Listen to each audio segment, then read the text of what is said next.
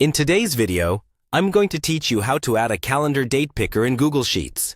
This simple and time-saving feature can make inputting dates much easier, ensuring accuracy and consistency throughout your spreadsheet. Whether you're organizing schedules, tracking events, or managing data, a calendar date picker is an invaluable tool, so let's get started.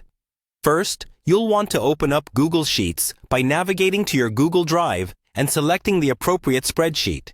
If you need to create a new one, you can do that by clicking on the New button and selecting Google Sheets.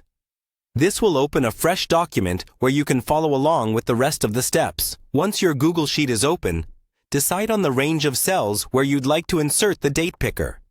This step is crucial as it determines which cells will have the date picker enabled. To do this, simply click and drag your mouse over the desired cells to highlight them.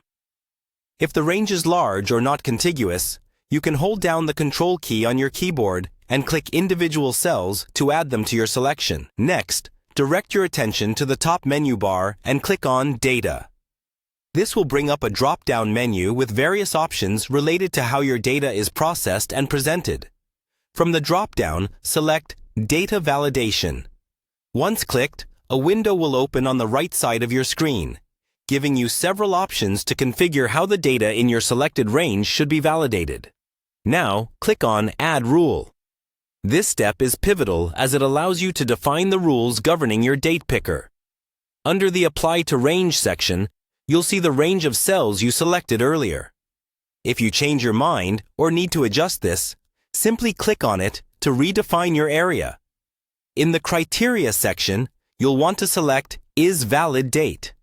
This option ensures that only valid dates can be entered into the cells, thus triggering the use of a date picker for ease and integrity of data entry. Once you have set the criteria, click Done.